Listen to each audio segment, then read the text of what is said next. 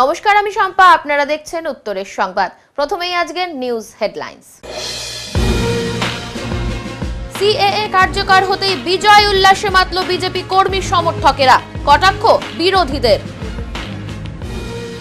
শিলিগুড়ির আইনজীবীর রহস্যজনক মৃত্যুর ঘটনায় তদন্তকারী অফিসারকে সরিয়ে তদন্তের দায়িত্ব দেওয়া হলো গোয়েন্দা বিভাগকে।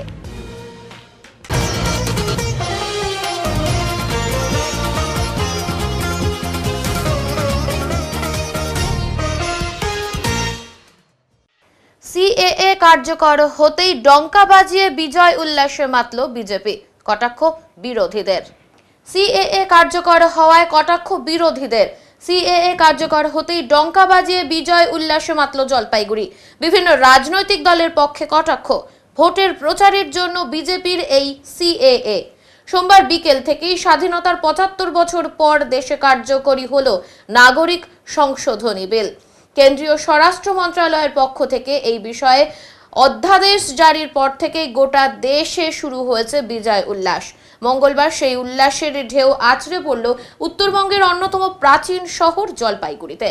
এদিন শহরের বিজেপি কার্যালয় থেকে মতুয়া সম্প্রদায়ের ডঙ্কার আওয়াজ তুলে এক বর্ণাঢ্য শোভাযাত্রা শহরের বিভিন্ন পথ পরিক্রমা করে।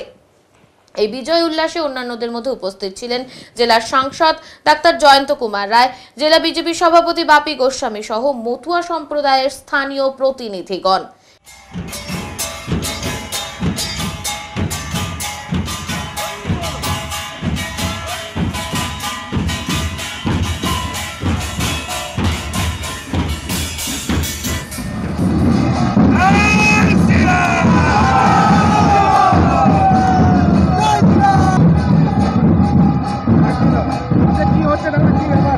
আজকে বড় আনন্দের দিন। কংগ্রেস, কমিউনিস্ট এবং তৃণমূল কেউ আমাদের নাগরিকত্ব দেয় নাই। ব্যবহার করছে সিপিএম, তৃণমূল এবং কংগ্রেস। রাত্রি বাজছে ফুটবলের মতন। মোদিজি সরকার, বিজেপি সরকার আমাদের নাগরিকত্ব দিছে। এ বড় আনন্দের দিন, আর তাই আজকে উৎসব হচ্ছে। এই উৎসব আমাদের চলবে। এখানে আজকে মতুয়া সমাজ, নমশূদ্র সমাজ এবং বাংলাদেশ অন্যান্য সমাজের যারা মানুষ পাকিস্তান, বাংলাদেশ, আফগানিস্তান থেকে এসেছিলেন 2014 31শে ডিসেম্বরের আগে, তাদের জন্য যে নাগরিকত্ব আইন, সেই নাগরিকত্ব আইন আজকে কালকে নোটিফিকেশন হয়ে গেছে ইমপ্লিমেন্টেশনের জন্য। অর্থাৎ আজকে থেকে তারা আজকে থেকে যবে রেজিস্ট্রেশন করবে, তবে যারা এসেছিল তাদের কিন্তু নাগরিকত্ব পাওয়ার অধিকারটা তারা পেল। অর্থাৎ এখন তারা স্বাধীন নাগরিক হিসেবে ভারতবর্ষে থাকবে। ভারতবর্ষের অন্যান্য নাগরিকদের মধ্যেই সুবিধা পাবে।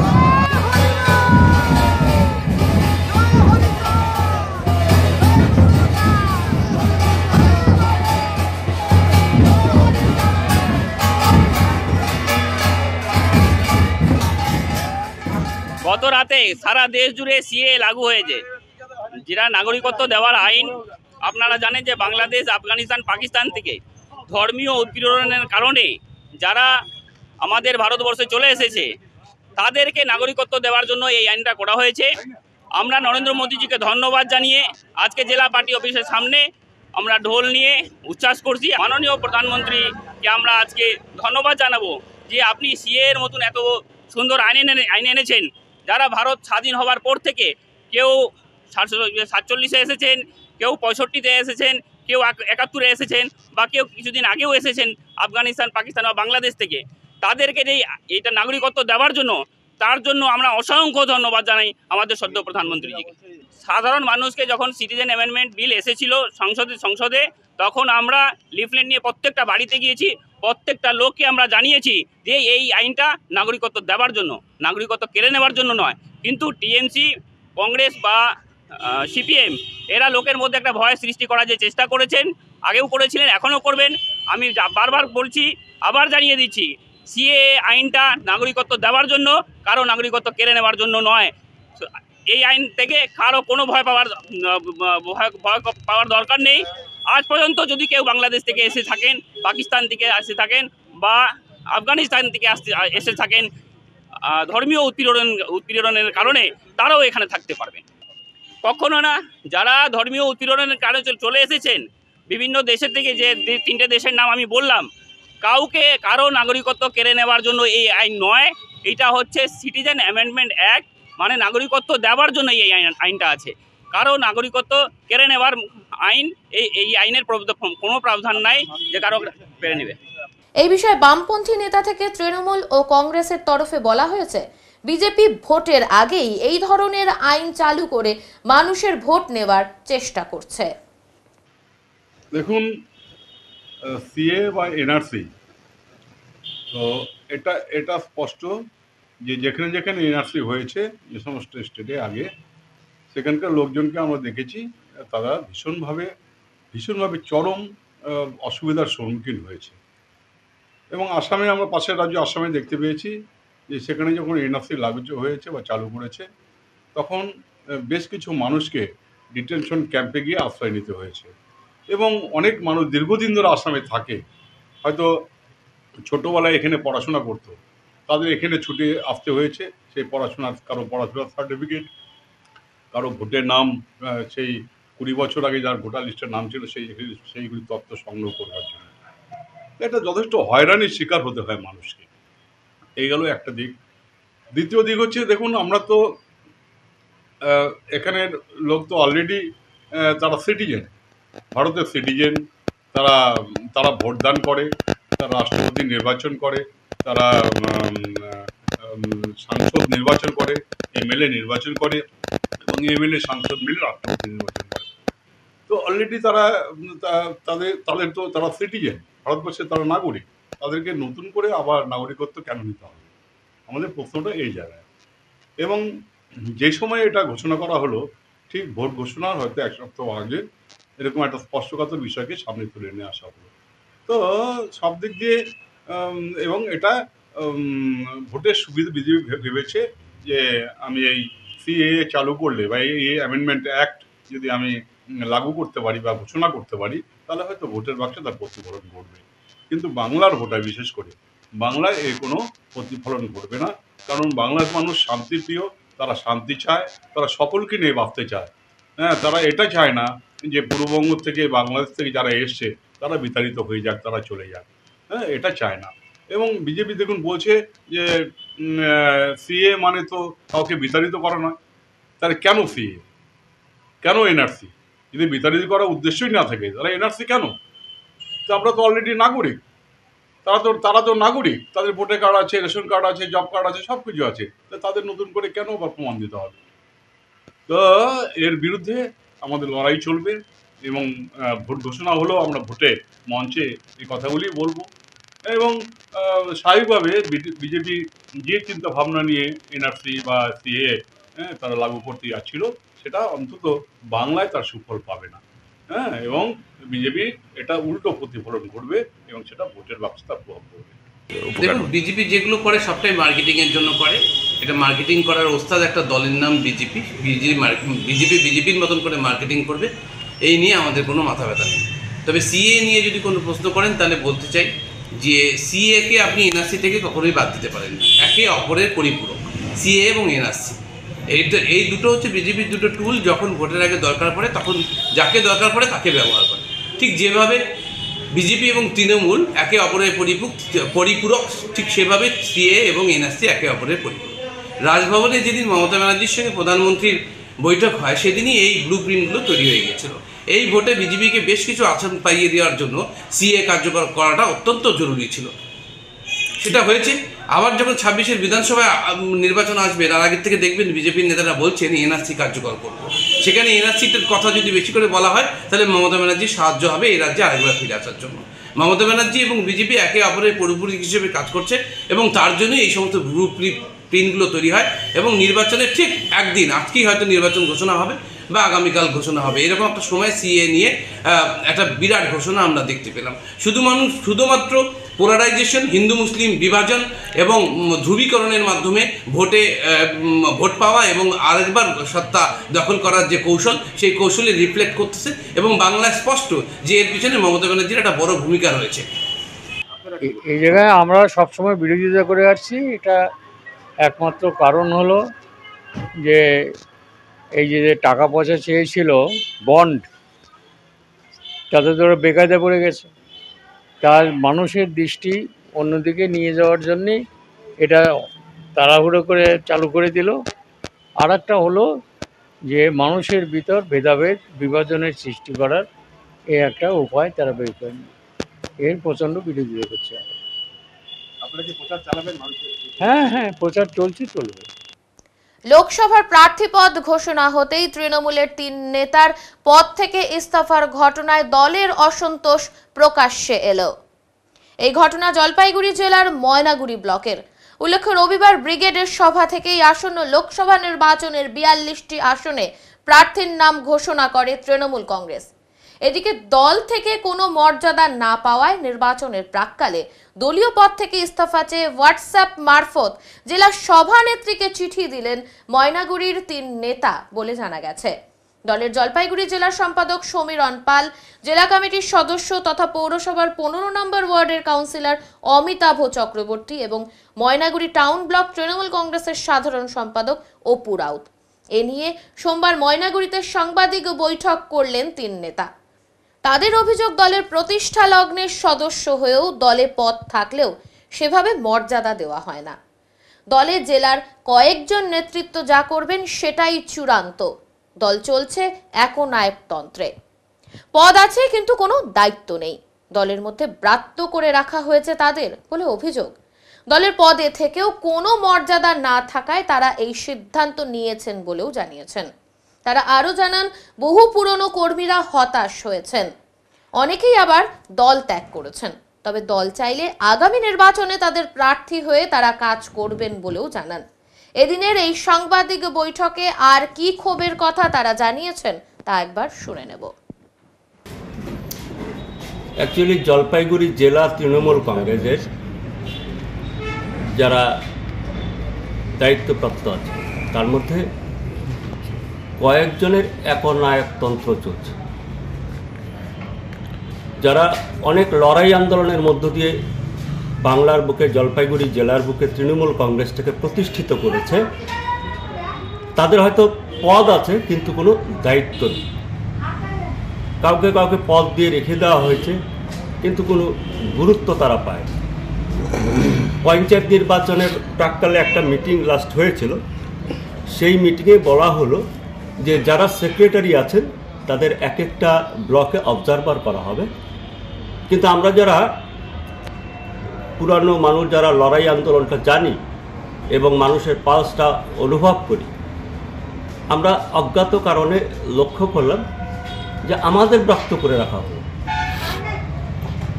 আমাদের কোনো পঞ্চায়েত নির্বাচনে খুব বেশি ভূমিকা থাকলো।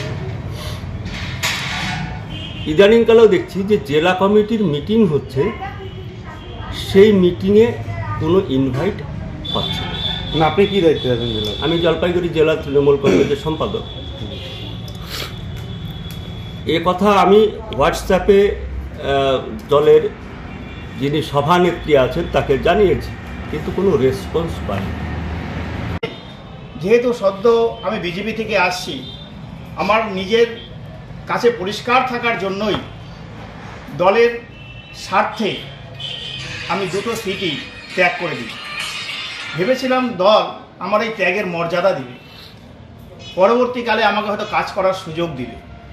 কিন্তু যাদের জন্য এই পদ ছাড়লাম, যে দলের জন্য আমি এই পদ ছাড়লাম, 2টো টিকিট ছাড়লাম, যে টিকিটের জন্য টাকার খেলা হয়, যে টিকিটের জন্য মারপিট পর্যন্ত হয়, আমি স্বেচ্ছায় তা ছেড়ে দিয়েছিলাম। কিন্তু দল আমাকে সেই সম্মান দেয়নি। আমি দুটো ইউনিভার্সিটি থেকে পড়াশোনা করে আসছি, ভাবছিলাম ময়নাগুড়ির বুকে 4টা হাই স্কুল আছে, হয়তো কোনো স্কুলের ম্যানেজিং কমিটির কোনো একটা দায়িত্ব অন্তত আমাকে দেবে। কিন্তু পরবর্তীকালে এই সামান্যটুকু দায়িত্ব আমাকে দেওয়া হয়নি। এবং কোনো রকম আর কি ছেলের হাতে মোয়া দেওয়ার মতো যখন টাউন ব্লক কমিটি হয়, আমাকে একটা সম্পাদক পদে দেওয়া হয়, কিন্তু তারও কোনো কাগজ আমি আপনাদের দেখাতে পারবো না, কারণ দলটা এখন হোয়াটসঅ্যাপে চলছে। সেই পদটাও হোয়াটসঅ্যাপের মাধ্যমেই দেওয়া হয়েছিল। তাই আমার পদত্যাগও আমি হোয়াটসঅ্যাপের মাধ্যমেই দিচ্ছি, লিখিতভাবে দিতে পারছি না। তা আমাদের টাউন ব্লক যেভাবে চলছে, প্রত্যেকটা ওয়ার্ড থেকে প্রতিদিন যেভাবে আমাদের কর্মীরা হতাশ হয়ে মুখেও বসে যাচ্ছে, আবার কেউ সদ্য দল ত্যাগও করছে। গত তারিখ নরেন্দ্র মোদী যেদিন এই শিলিগুড়িতে আসলো, আমাদের 10 নম্বর ওয়ার্ডে অনেক যুব নেতা, অনেক যুবক যারা বিজেপিতে যোগদান করলো, আমাদের টাউন ব্লক সভাপতির কাছে তার কোনো খবর নেই, আমাদের অনেক নেতার কাছেও তার কোনো খবর নেই। এইভাবেই দলটা চলছে। কি কারণে? হ্যাঁ, পাঠিয়েছি কি কারণে, আমাদেরকে বাধ্য করে রাখা হয়েছে, প্রবীর বলল প্রথম। দ্বিতীয়ত কি, আমি যেহেতু আমার কাজ করার জায়গা আছে, আমি একটা কাউন্সিলর, সেহেতু আজকে 3 বছর হয়ে গেল সেই ওয়ার্ডে কোনো কাজ নেই, কোনো কাজ নেই। এদিকে ময়নাগুড়ির কিছু কিছু ওয়ার্ডে কাজ কয়েক লক্ষ টাকার হয়ে গেছে, কিন্তু আমার ওয়ার্ডে কোনো কাজ নেই। মানুষের কাছে জবাবদেহি করতে করতে আমার জীবন শেষ হয়ে যাচ্ছে, ওষ্ঠাগত জীবন, যে কেন কাজ হবে না। রাস্তা দিয়ে মানুষ যেতে পারে না, ডেলিভারি পেশেন্ট হলে রাস্তায় ডেলিভারি হয়ে যাবে, এরকম রাস্তার অবস্থা। তারপরে আমার এখানে একটা কলোনি আছে, বারংবার বলতে বলতে তারা কোনো মিটিং করে না, কিছু করে না। এসজেডি এর চেয়ারম্যানকে বিভিন্ন রকম স্কিম দেয়, কিন্তু একবার এই স্কিমটা দেয় না যে নদীটা বেঁকে বেঁকে সেই কলোনির ভেতর, কলোনির উপর দিয়ে নদীটা গিয়ে মানুষের বাড়ি, রাস্তার জলে চলে যাচ্ছে। তাও রাস্তার থেকে শুরু করে মানুষের বাড়িগুলো জর্দা নদীর জলে চলে যাচ্ছে, তাও নদীটাকে ঘোরানোর ব্যবস্থা করে না। এতবার বলা সত্ত্বে, হ্যাঁ, আচ্ছা, এসজেডি এর চেয়ারম্যানকে বলেছি, এবার ময়নাগুড়ির থেকে যখন যাচ্ছে রিপোর্ট, তখন বিশেষ বিশেষ কিছু ওয়ার্ডের রিপোর্ট যাচ্ছে এসজেডি এর চেয়ারম্যানের কাছে, আমার ওয়ার্ডের কোনো যাচ্ছে না। তাহলে আমাদেরকে শেষ করে দেওয়ার চক্রান্ত। মানুষ বুঝুক, আমার ওয়ার্ডের লোকরা বুঝুক। এসবিআই দপ্তরের সামনে বিক্ষোভ প্রদর্শন করলো সিপিআইএম সদর পূর্ব এরিয়া কমিটি। নির্বাচনী বন্ডের মাধ্যমে কোন রাজনৈতিক দল কত টাকা পেল, দ্রুত জনগণকে জানাতে হবে, এই দাবিতে এসবিআই দপ্তরের সামনে বিক্ষোভ প্রদর্শন করলো সিপিআইএম সদর পূর্ব এরিয়া কমিটি। এদিন নির্বাচনী বন্ডের নামে সাধারণ মানুষের টাকা লুট করার অপচেষ্টার বিরুদ্ধে এদিনের এই বিক্ষোভ কর্মসূচি। জলপাইগুড়ি মার্চেন্ট রোডে অবস্থিত ব্রাঞ্চে এই বিক্ষোভ প্রদর্শন করা হয়। কোনো বিশেষ রাজনৈতিক দলের পক্ষে হয়ে এসবিআই কাজ করবে না, এরই বিরুদ্ধে আজকের এই কর্মসূচি পালন বলে জানা গেছে। ওই যে পোস্টারের মধ্যে লেখা আছে নির্বাচনী বন্ড, সেই নির্বাচনী বন্ডে কোন রাজনৈতিক দল কত টাকা পেয়েছে স্টেট ব্যাংক সেগুলো জানাচ্ছে না। কারা এই টাকা দিয়েছে, কারা এই টাকা পেয়েছে, সবটাই লেখা আছে পোস্টারের মধ্যে। আমরা সেই কথাগুলো বলবার জন্যই ভারতবর্ষের স্টেট ব্যাংকের সমস্ত শাখায় আজকে বিক্ষোভ প্রদর্শন করছি। আমরা চাই স্টেট ব্যাংক তার দায়িত্ব পালন করুক। সুপ্রিম কোর্টের ভার্ডিক্ট স্টেট ব্যাংককে মানতে হবে। স্টেট ব্যাংকের টাকা জনগণের টাকা, স্টেট ব্যাংক জনগণের কাছে তারা দায়বদ্ধ। ফলে কোনো বিশেষ বিশেষ রাজনৈতিক দলের অঙ্গুলি হেলনে স্টেট ব্যাংক চলতে পারে না। সেই কারণে আমরা বিক্ষোভ প্রদর্শনে মিলিত হয়েছি। জনগণের টাকা জনগণ কিভাবে খরচা করবে না করবে, আর স্টেট ব্যাংকের টাকা নির্বাচনী বন্ডের নামে দলবাজি আরএসএস এর পক্ষ থেকে, আর ওই টাকা দিয়ে হিন্দু মুসলমানের মধ্যে দাঙ্গা লাগানোর খেলা খেলবে, আর ভারতবর্ষের সংবিধান আক্রান্ত হবে। আমরা ভারতের কমিউনিস্ট পার্টি মার্ক্সবাদী, এটা আমরা মানতে পারবো না। তাই আমরা রাস্তায় নেমেছি, প্রতিবাদে আমরা সামিল হয়েছি। সর্বত্র মিছিল, মিটিং এগুলো আমাদের চলছে। নতুন রাস্তার দাবিতে আন্দোলনে নামলেন গ্রামবাসীরা। মালবাজার থেকে বড়দিঘিগামী দীর্ঘ 8 কিলোমিটার বেহাল রাস্তা সারাইয়ের কাজ ইতিমধ্যেই শুরু হয়েছে। পূর্ত দপ্তরের অধীনে থাকা এই রাস্তা নতুনভাবে তৈরি করার দাবি জানিয়ে এদিন তেশিমলা গ্রাম পঞ্চায়েতের অন্তর্গত ডুয়ার্স সিটির সামনে রাস্তা আটকে আন্দোলনে নামলেন গ্রামবাসীরা। প্রসঙ্গত এলাকাবাসীদের দাবি দীর্ঘদিন থেকে এই রাস্তা বেহাল হয়ে পড়ে রয়েছে। রাস্তা সারাইয়ের দাবি দীর্ঘদিন ধরে স্থানীয়রা করে আসছিলেন। অবশেষে পূর্ত দপ্তরের উদ্যোগে রাস্তাটি সারাইয়ের কাজ শুরু হয়েছে, কিন্তু স্থানীয়দের তরফে দাবি করা হয়েছে নতুন রাস্তা তৈরির। প্রসঙ্গত মালবাজার থেকে বড় দিঘিগামী এই দীর্ঘ ৮ কিলোমিটার রাস্তা ধরে নিত্যদিন বহু মানুষ যাতায়াত করে থাকেন। কুমলাই সিমলা সহ লাটাগুড়ির বিকল্প সড়ক হিসেবেও এই রাস্তাটি ব্যবহার করে থাকেন সাধারণ মানুষ। পূর্ত দপ্তরের অধীনে থাকা এই রাস্তাটি দীর্ঘদিন থেকেই বেহাল হয়ে পড়েছিল। ইতিমধ্যে রাস্তা সারাইয়ের দাবি জানিয়ে বারংবার পথ অবরোধ সহ প্রশাসনের দ্বারস্থ হয়েছিলেন এলাকাবাসী সহ এলাকার নির্বাচিত জনপ্রতিনিধিরাও। অবশেষে রাস্তাটি সারাইয়ের কাজে হাত দেয় পূর্ত দপ্তর। মঙ্গলবার সকাল থেকে স্থানীয়রা এই এলাকায় পথ অবরোধ করেন। এলাকার বাসিন্দাদের দাবি, যেভাবে রাস্তাটি রিপেয়ারিং করা হচ্ছে তা খুব শীঘ্রই বেহাল হয়ে পড়বে। সমস্যায় পড়বেন এই রাস্তায় যাতায়াতকারী সকলেই। এদিনের এই পথ অবরোধের ফলে আটকে পড়েন বহু স্কুল পড়ুয়া সহ নিত্যযাত্রীরা। রাস্তার দুধারে সারিবদ্ধভাবে দাঁড়িয়ে পড়ে গাড়ি। পথ অবরোধের খবর পেয়ে ঘটনাস্থলে আসেন মালবাজার থানার পুলিশ। অবশেষে পুলিশ এসেও অবরোধ তুলতে ব্যর্থ হন। স্থানীয়রা দাবি রেখেছেন, প্রশাসনের আধিকারিকদের তরফে নতুন রাস্তা তৈরির আশ্বাস না পেলে এই অবরোধ তোলা হবে না। খবর লেখা পর্যন্ত পথ অবরোধ জারি রয়েছে। ইয়ে বানাচ্ছিল, কি বলে এখানে রাস্তা বানাচ্ছে, রিপেয়ারিং কাম। আমরা রিপেয়ারিং কাম হইতে দিব না। আমরা চাই যে এখানে কাম হবে তো পাকা ভালো কাম হবে, নাহলে আমরা রিপেয়ারিং কাম করতেই দিব না। আর যে আসুক ছাড়বো না। আপনার নাম? আমার নাম রুনা বেগম। আটকে পড়েছেন রাস্তায় যেতে গিয়ে, কি সমস্যা এলাকায়? এই রাস্তাটা খুবই বাজে, যাওয়া যায় না। প্রতিদিন যেতে আমার গাড়ি পর্যন্ত খারাপ হয়ে গেছে। নিজে তো অ্যাক্সিডেন্ট হতে থেকে গতকাল বেঁচেছি। এত খারাপ রাস্তা। আপনার নাম? এটা তো জনসাধারণের জন্য রাস্তা। এখন মাল মিউনিসিপ্যালিটিতে গিয়ে দেখুন রাস্তাঘাট কি চলাচল বানিয়ে দিচ্ছে। আর এটা হচ্ছে জাতীয় সড়ক রোড, এখানে তো এইভাবে কাজ হওয়া ঠিক নাই। এটা ইমিডিয়েট অ্যাকশন নেওয়া উচিত আর রাস্তা টনাটন করা উচিত। রাস্তা রিপেয়ারিং এর কাজ তো চলছে। এই রিপেয়ারিং করে কোনো লাভ নেই। যা টলের অত্যাচার, যা গাড়ি ঘোড়া চলে এই রাস্তায়, একদিন মোটামুটি 15 থেকে 20 দিন হাইলি। তারপরে যেমনকার রাস্তা তেমনই হয়ে যাবে। আপনার নাম? আমার নাম বিষ্ণু সরকার। এবার কৃষি দপ্তর এলাকায় বাঘের আতঙ্ক। বাঘ বন্দি করতে পাতা হলো খাঁচা। এই ঘটনা ধূপগুড়ি ব্লকের ঝুমুর কৃষি দপ্তর এলাকার। স্থানীয় সূত্রে খবর, দেওয়ালের ওপর দিয়ে ঘুরে বেড়াচ্ছে অজানা জন্তু। আর এই ঘটনাকে ঘিরেই ছড়িয়েছে চিতা বাঘের আতঙ্ক। কৃষি দপ্তরের ভেতরে বন দপ্তরের তরফে পাতা হলো খাঁচা।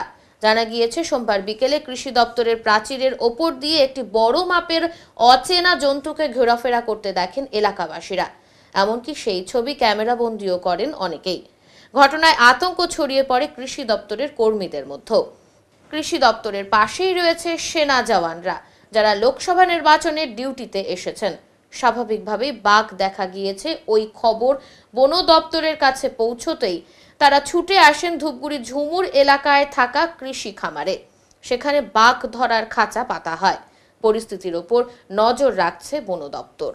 সকালবেলায় ওই ওদিকে বাড়িছে, সন্ধ্যার দিকে ওই ওয়ালটার করে দিয়া ওয়াল দিয়ে ওদিকে হারিয়ে যাচ্ছে, ওদিকে বাড়িছিল। কে দেখছে? ওদিকে দোকানদার সব দিচ্ছে, ভিডিও করছে মোবাইলে। আমরা তো দেখিনি, আমরা তো লটারি বেশি।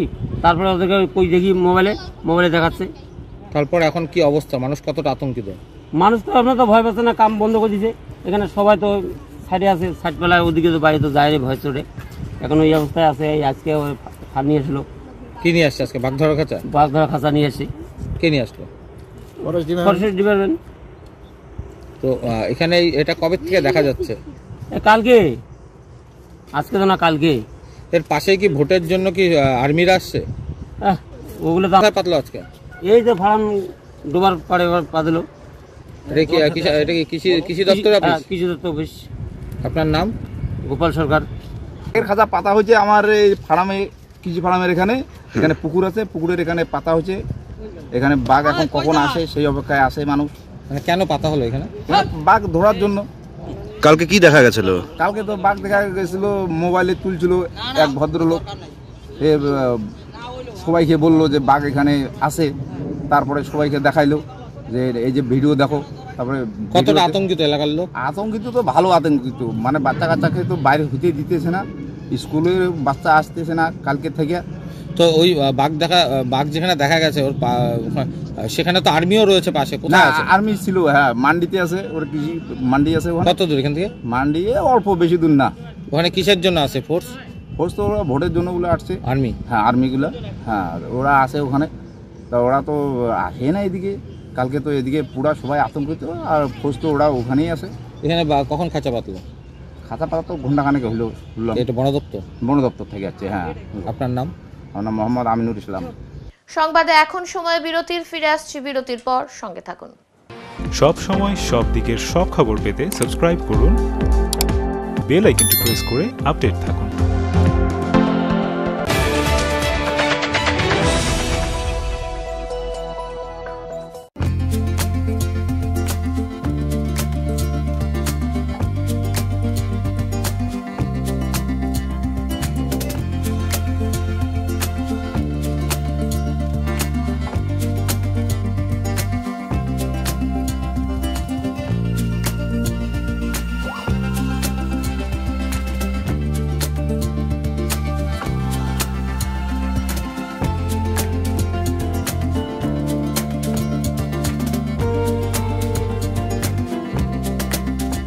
আপনার শহরে প্রসিদ্ধ লৌহ বিপণী কেএস আয়রন হাউসের তরফে সকলকে জানাই প্রীতি ও শুভেচ্ছা। এখানে আপনি পাবেন নামি দামি ব্র্যান্ডের সকল প্রকার লৌহ সামগ্রীর বিপুল সম্ভার। এখানে পাবেন square pipe, round pipe, angles, square bar, পাতি, শীট, টিনের বিভিন্ন আইটেম। এছাড়াও রয়েছে all type of grill and আলমারি ফ্যাক্টরি আইটেম। প্রতিষ্ঠিত মার্বেল ব্যবসায়ী দীপেন্দ্র চক্রবর্তী ও তার সহধর্মিনী মৌসুমী চক্রবর্তীর কেএস আয়রন হাউসে প্রতিটি জিনিসই পাবেন রিজনেবল প্রাইসে। তাই এবার আর বাইরে ছুটতে হবে না আপনাদের। লোহা ও লৌহজাত সামগ্রী সুলভ মূল্যে কিনতে তাই আজই আসুন। আমাদের ঠিকানা কেএস আয়রন হাউস, 4 নম্বর খুমটি, জলপাইগুড়ি।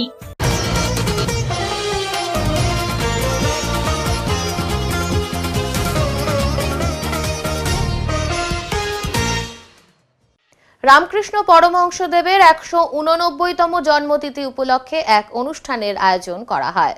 রামকৃষ্ণ পরমহংসদেবের 189তম জন্মতিথি উপলক্ষে মঙ্গলবার 73 মোড়ে অবস্থিত রামকৃষ্ণ পরমহংসদেব বিদ্যাপীঠের উদ্যোগে একটি অনুষ্ঠানের আয়োজন করা হয়েছিল। এদিন রামকৃষ্ণ পরমহংসদেবের ছবিতে মাল্যদান করা হয়। তারপর তার জন্মতিথি উপলক্ষে সকলের জন্য খিচুড়ি প্রসাদ বিতরণ করা হয়। এটাই সংস্কার করা হয়েছে, আর অন্যান্য যেসব পঞ্জিকা চলছে সবই অশুদ্ধ। সূর্যের চারিদিকে পৃথিবী ঘোরে, সূর্য কাকে কেন্দ্র করে ঘুরে, সেই ঘোরাতে সময়ের এদিক ওদিক হয়। অন্যান্য পঞ্জিকাগুলো এই সংস্কারটা করেনি, বিশুদ্ধ সিদ্ধান্ত মতে যারা তারা সংস্কারটা করেছে। সেই জন্যে মদনগুপ্ত এদের সঙ্গে আমাদের মেলে না। আর রামকৃষ্ণ মিশন করে রামকৃষ্ণ ভাবের লোকেরা, আর অনুকূল ঠাকুর এরা কিন্তু এই পঞ্জিকা ফলো করে, আর কেউ করে না। ভারত সেবাশ্রম সংঘ প্রাচীন পন্থী, এই আর কি। আজকে কি হলো? আজকে যজ্ঞ হলো, পূজা, স্বামী পূর্ণরূপানন্দ পুজো করলেন, আর যজ্ঞের সময় আমি একটু সাহায্য করেছি। শিলিগুড়ির আইনজীবীর রহস্যজনক মৃত্যুর ঘটনায় এবার তদন্ত করবে গোয়েন্দা বিভাগ। শিলিগুড়ির আইনজীবীর রহস্যজনক মৃত্যুর ঘটনায় তদন্তকারী অফিসারের ভূমিকায় সন্তুষ্ট ছিল না কোর্ট। এবার ঘটনা তদন্ত করবে গোয়েন্দা বিভাগ। কলকাতা হাইকোর্টের জলপাইগুড়ি সার্কিট বেঞ্চের নির্দেশে আগের তদন্তকারী অফিসারকে সরিয়ে নেয়। এই কেসের সঠিক তদন্ত যাতে হয় তার জন্য গোয়েন্দা বিভাগের এক অফিসারকে এই দায়িত্ব দেওয়া হচ্ছে বলে আজ অভিযোগকারীর আইনজীবী সৌরভ গাঙ্গুলি জানান। তিনি জানান, শিলিগুড়ি পুলিশ কমিশনারেটের পুলিশ আইনজীবীর রহস্যজনক মৃত্যুর সঠিক তদন্ত না করে তদন্তের নামে শুধু প্রহসন করেছে। আগেই মৃতের পরিবারের পক্ষ থেকে খুনের অভিযোগ করা হয়েছিল, কিন্তু যেভাবে তদন্ত হওয়া উচিত ছিল তা কোনোটিই হয়নি। উল্লেখ্য, গত বছর 4 ডিসেম্বর এনজিপি থানার অন্তর্গত তিস্তা নদীর ক্যানেল থেকে উদ্ধার হয় শিলিগুড়ির আইনজীবী নবীন সরকারের মৃতদেহ। গত 3রা ডিসেম্বর থেকে তিনি নিখোঁজ হন। পরের দিন অর্থাৎ 4 ডিসেম্বর আইনজীবীর মৃতদেহ উদ্ধার হয়। এদিকে এদিন জলপাইগুড়ি সার্কিট বেঞ্চের additional advocate general Joyjit Chowdhury জানান, যেহেতু খুনের অভিযোগ সংক্রান্ত বিষয় এটি, তাই এনজিপি পুলিশ স্টেশন থেকে কেসটি শিলিগুড়ি পুলিশ কমিশনারেটের গোয়েন্দা বিভাগের হাতে তুলে দেওয়া হচ্ছে। দুদিন আগে যেটা মামলাটা মুভ করেছিলাম, আপনারা রিপোর্টিং করেছিলেন সেটাতে, যে শিলিগুড়ির এক লয়ারের ডেড বডি পাওয়া গেছে তিস্তা ক্যানালে, এবং তদন্তের গতি প্রকৃতিতে আমরা সন্তুষ্ট ছিলাম না হয়ে আমরা স্পেসিফিক এফআইআরও করি। ওর ছেলেটির বাবা এফআইআর করে, তারপরে পুলিশ তদন্তের নামে প্রহসন ছাড়া কিছু করেনি। আমরা বাধ্য হয়ে কোর্টের দ্বারস্থ হই এবং মহামান্য আদালতের কাছে আমরা সেই পয়েন্টগুলো দেখাই যে তদন্তে পুলিশ যা যা করছে, এই ধরনের কেসে যা যা করা উচিত সে কোনোটাই ফলো হচ্ছে না। পরবর্তীকালে আমরা জানতে পারি যে এই তদন্তকারী অফিসার, যিনি জীবনের প্রথম 302-এর মামলায় তদন্তভার পেয়েছিলেন, কোর্ট আগের দিন একটা রিপোর্ট চেয়েছিলেন কমিশনারের কাছ থেকে যে সঠিক তদন্ত করতে পারে কে, তার একটা দাও, এবং কোর্ট সেটা অর্ডারের মধ্যেই বলেছিলেন যে ল্যাচেস এবং প্রচুর ভুলভাল তদন্ত হয়েছে, সেটা কোর্ট অবজার্ভ করেছিলেন। তদন্তভার পুলিশের কাছ থেকে গোয়েন্দা দপ্তর অর্থাৎ ডিটেকটিভ ডিপার্টমেন্টে তাদের কাছে, detective department West Bengal police হয়েছে ডিডি, তার হাতে দেওয়া হয়েছে, এবং একজন মিস্টার রায়, সাম ডিটেকটিভ এফিশিয়েন্ট অফিসার বলে তাকে বলা হচ্ছে, তিনি এই তদন্তটা করবেন। এবং আমরা আশা রাখি যে পুলিশের এই সঠিক যেটা হলো, মানে ডিটেকটিভকে দিয়ে তদন্ত, এবং এর ফলে সঠিক সত্যটা উদ্ঘাটিত হবে। না, আজকে তো রিপোর্ট পড়েছে, কি দিল সেই রিপোর্টে জমা পড়েছে যে আগের দিন তো রিপোর্টটা তলব করেছিল যে একে পরিবর্তন করে কাকে দেওয়া যায় সেটা বলে, আইওকে পরিবর্তন করে, কারণ তদন্তটা ভুলভাল করছিল। তা ওরাও সেটা মেনে নিয়েছে এবং নিয়ে তদন্তটা পুরো ডিটেকটিভ ডিপার্টমেন্টের হাতেই দিয়ে দিয়েছে, এবং মিস্টার রায় তাকে এঙ্গেজ করা হয়েছে তদন্তকারী অফিসার হিসেবে। আমরা আশা রাখি যে এবার সঠিক তদন্তটা হবে। তার মানে শিলিগুড়ি পুলিশ কমিশনারেট থেকে এটা চলে গেল ডিটেকটিভ ডিপার্টমেন্টের হাতে। সিআইডি পুলিশেরই ডিটেকটিভ ডিপার্টমেন্ট আছে তো, তারা করবে। কলকাতা না, এখানকারই জলপাইগুড়ি, শিলিগুড়ি। না, আপনার নাম আর পরিচয় একটু। সৌরভ গাঙ্গুলি। আর এটা কার এজলাসে আজকে জাজমেন্ট হলো? বিশ্বজিৎ বাসু, জাস্টিস বিশ্বজিৎ বাসু। আমাদের যে আগের দিন যখন ম্যাটারটা ওই হিয়ারিং হচ্ছিল, তখন আমি কোর্টে ছিলাম। তখন কোর্ট শুনতে গিয়ে আইওকে পার্সোনাল অ্যাপিয়ারেন্সও করেছিল with the case diary. Court has examined the case diary. তাদের দেখেছিল সার্টেন ল্যাপসেস আছে which has been reflected in the order sheet. তো কোর্ট, দি অনারেবল কোর্ট আমাকে বললো যে যখন মিস্টার চৌধুরী আপনি আছেন, you please take up with the commissioner of police to explain the investigation, যদি মনে হয় you can change also. Immediately I took up with the commissioner of police. উনি একটু ব্যস্ত ছিলেন, আমাদের জানেন সমস্ত বিবি অফিস মুভমেন্ট চলছে। দেন আলটিমেটলি যখন দেখলাম it is a matter pertains to a murder, তো আমরা ওই ডিটেকটিভ ডিপার্টমেন্টকে আমরা এই টোটাল এন্টায়ার কেস রেকর্ডটা ফ্রম এনজিপি পুলিশ স্টেশন থেকে detective department of within Siliguri police commissionerate আমরা ট্রান্সফার করে দিয়েছি। Inspector will further investigate the matter. কোনো নির্দিষ্ট কোনো অফিসারের নাম আছে, মানে যিনি তদন্ত করবেন?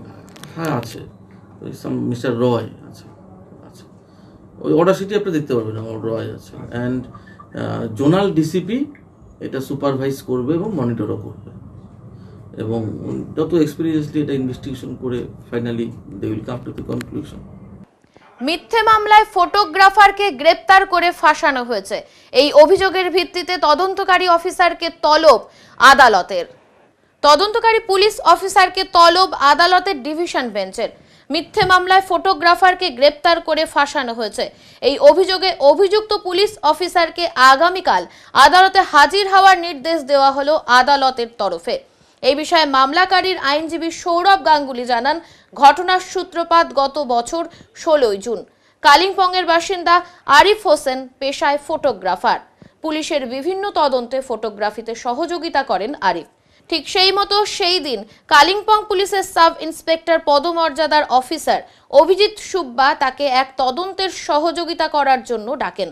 তবে সেখানে পৌঁছে তিনি জানতে পারেন ওই অফিসার এক নির্দোষ ব্যক্তিকে ফাঁসানোর চেষ্টা করছেন এবং যার প্রতিবাদ করেন তিনি। অভিযোগ এরপরই ওই অফিসার তার উপর চড়াও হন, মারধরও করা হয় বলে অভিযোগ। শুধু এখানেই নয়, এক মিথ্যে মামলায় তাকে গ্রেপ্তার করে ফাঁসানো হয়েছে বলে দাবি আরিফের আইনজীবীর। আর যার জেরেই দীর্ঘদিন ধরেই আরিফ জেলে ছিলেন। এরপরই আরিফ তার আইনজীবীর মারফত জলপাইগুড়ির হাইকোর্টের দ্বারস্থ হন। মামলা গ্রহণের পর মঙ্গলবার হাইকোর্টের ডিভিশন বেঞ্চের শুনানি হয়। এরপরই এদিন ডিভিশন বেঞ্চ আরিফকে জামিন দেন। সেই সাথে অভিযুক্ত পুলিশ অফিসার অভিজিৎ সুব্বাকে বুধবার 10:30টার মধ্যে আদালতে হাজির হওয়ার নির্দেশ দেয় আদালত।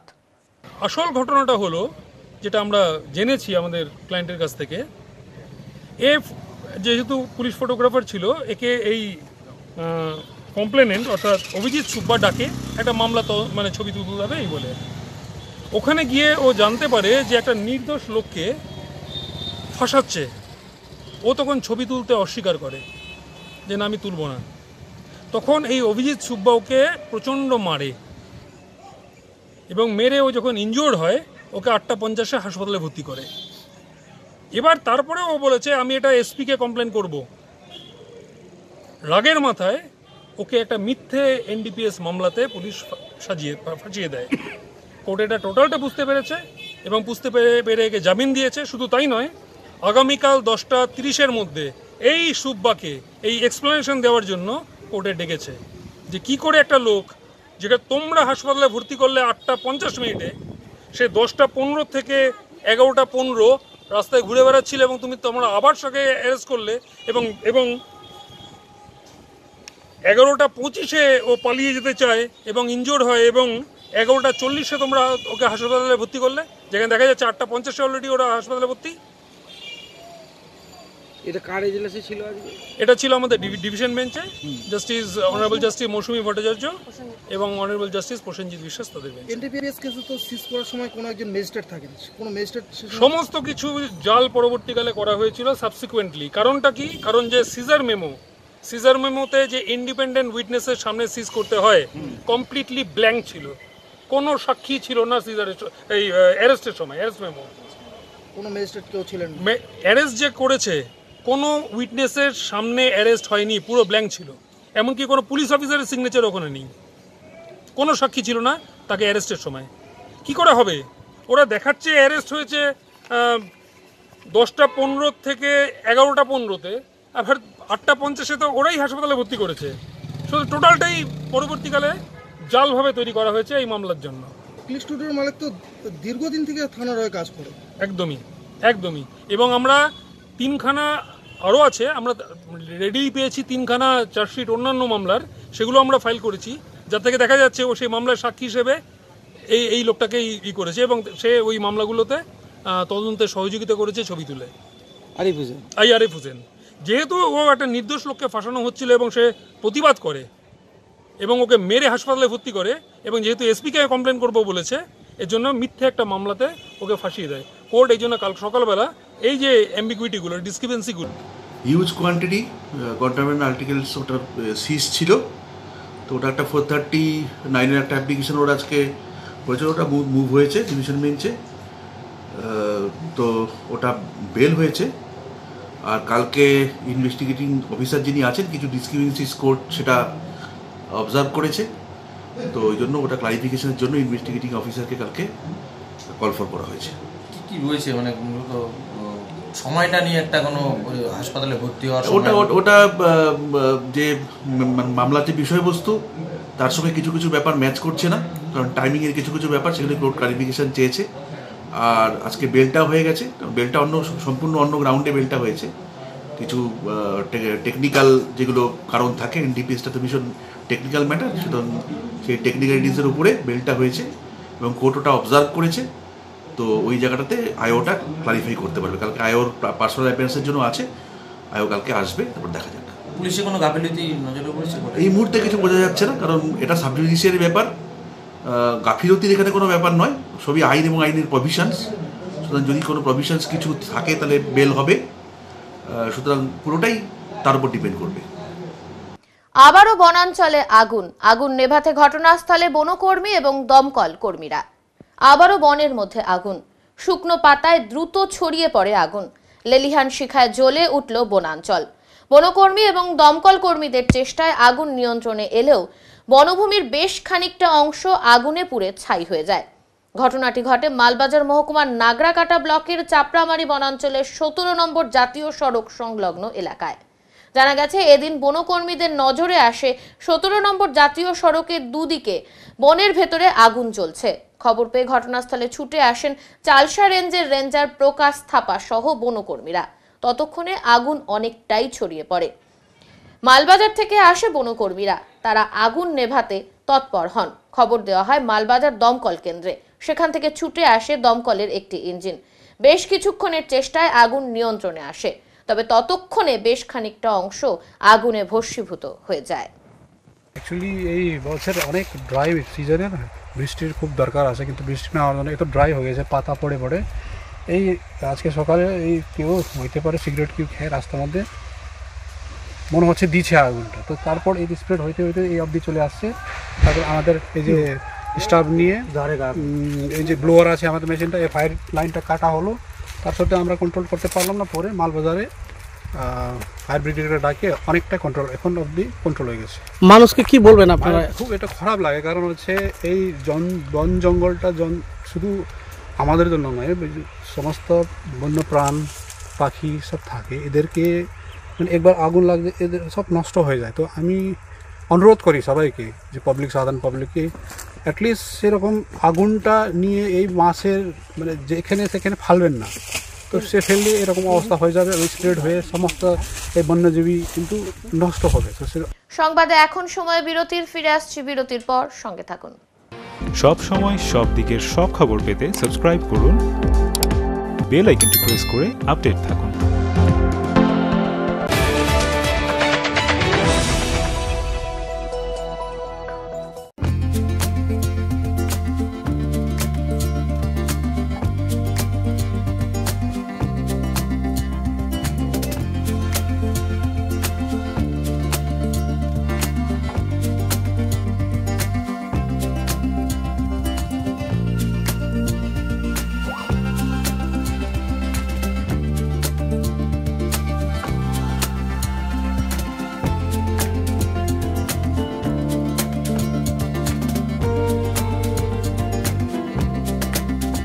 আপনাদের বিশ্বস্ত বস্ত্র প্রতিষ্ঠান দিনবাজার মদনলাল ব্রিজমোহন নিয়ে এসেছে হোম ফার্নিশিং এর এক্সক্লুসিভ শোরুম বেঙ্গল ফার্নিশিং। এখানে পাবেন আকর্ষণীয় মন মাতানো রেডিমেড পর্দা, পর্দার কাপড়, সোফার কাপড়, bedsheet, bed cover, towel, carpet, ডোহার, ব্লাইন্ডস, ওয়ালপেপার, কুইলস, ব্ল্যাঙ্কেট এবং অন্যান্য হোম ফার্নিশিং এর বিপুল সম্ভার। তাই আজই আসুন আমাদের নতুন শোরুমে। আমাদের ঠিকানা Bengal furnishing, Ukilpara, near Domino's, Jalpaiguri. যোগাযোগ করুন 9733355575 এই নম্বরে।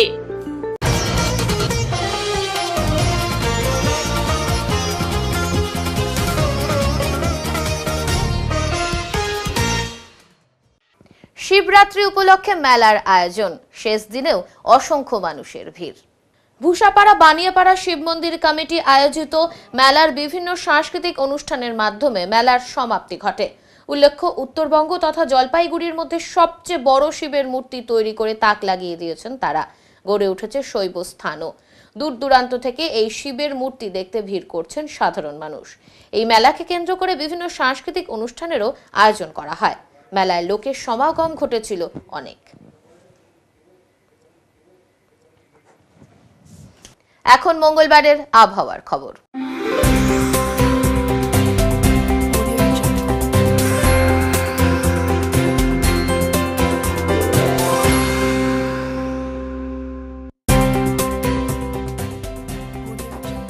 কেন্দ্রীয় আবহাওয়া দপ্তরের জলপাইগুড়ি কেন্দ্র থেকে পাওয়া তথ্য অনুযায়ী মঙ্গলবার দিনের সর্বোচ্চ তাপমাত্রা ছিল 31.8 ডিগ্রি সেলসিয়াস এবং সর্বনিম্ন তাপমাত্রা ছিল 15.4 ডিগ্রি সেলসিয়াস।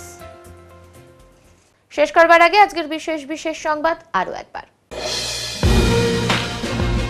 সিএএ কার্যকর হতেই বিজয় উল্লাসে মাতল বিজেপি কর্মী সমর্থকেরা, কটাক্ষ বিরোধীদের।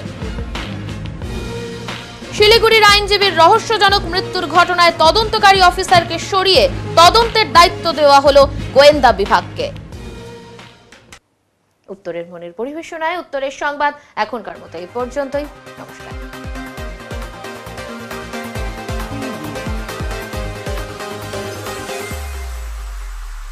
Preview.